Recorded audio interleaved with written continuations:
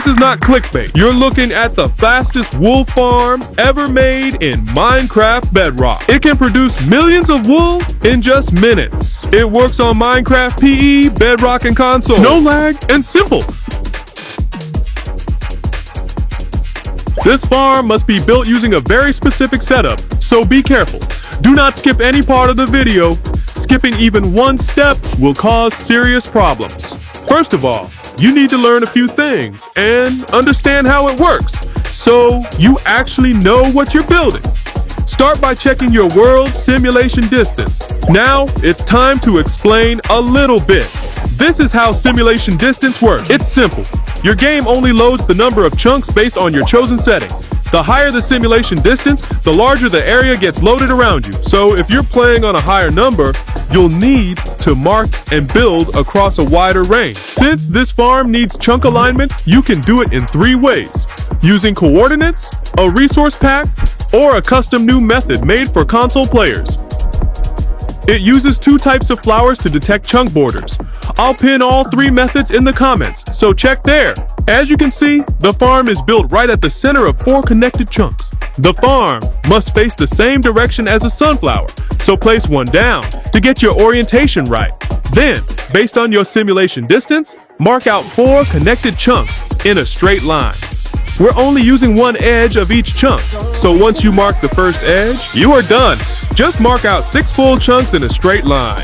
Make sure each chunk is placed edge to edge, directly next to the previous one. Once you've marked all 6 chunks in a row, head back to the first chunk you marked.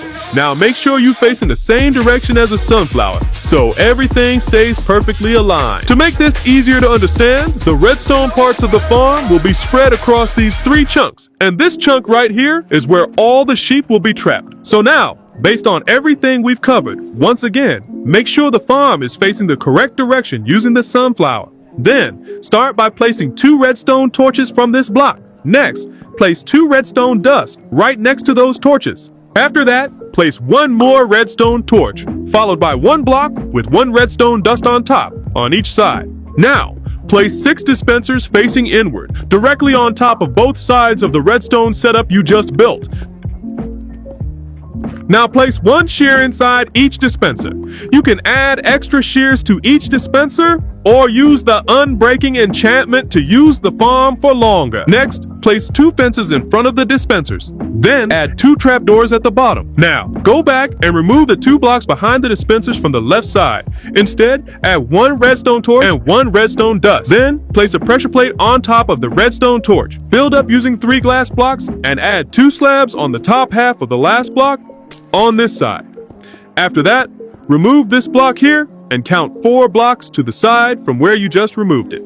At that spot, place your water source. Important, if there are any holes nearby, the water will flow in the wrong direction. Water spreads up to 8 blocks, so make sure the ground is completely flat within that range to keep it flowing exactly where it's supposed to. Now, remove these 2 blocks and also 2 more blocks from this section right here.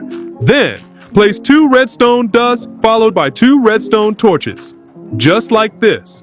This completes the activation circuit for this side of the farm. Now we need to trap the sheep, and this part has 3 simple steps. First, place a boat inside the trap area, just like this. Then, move the boat and push it into the corner until it connects with the fences. Keep pushing until it can't move anymore. It should be completely blocked by the fence. After you've added the number of sheep you want, use a shovel to turn the dirt block underneath them into a path block. Just remember, if you make a mistake at this step, you'll need to reset it before continuing. Once that's done correctly, the setup is finished and you're fully ready to start.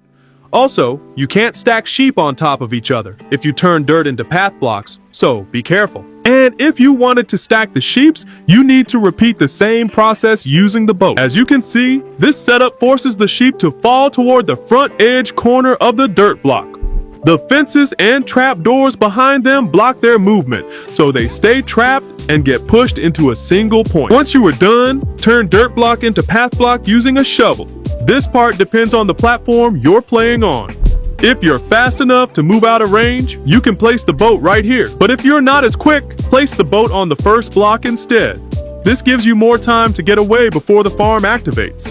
The water will push the boat forward, and once it reaches the pressure plate, the farm will start. The closer you place the boat to the pressure plate, the faster it will activate. So keep that in mind when deciding where to place it. To check if the farm is working correctly, watch the redstone torches.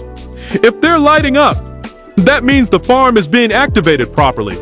But if you see wool getting dispensed instead, that means something is wrong. Most likely, you're not standing in the correct chunk, or your distance doesn't match the simulation setting. Remember, the number of chunks between where you're standing and where the farm is built must match your simulation distance exactly. You don't need to leave the world or do anything, just wait a little bit, then move on. But remember, once you come back near the farm, you'll need to replace the sheep or wait for them to grow their wool back before running it again. As you can see, you should get redstone working, but sheep and that corner chunk should be unloaded. If you have any questions, run into problems, or want to request a new farm, just let me know in the comments. Hope you all enjoy using this beast of a farm.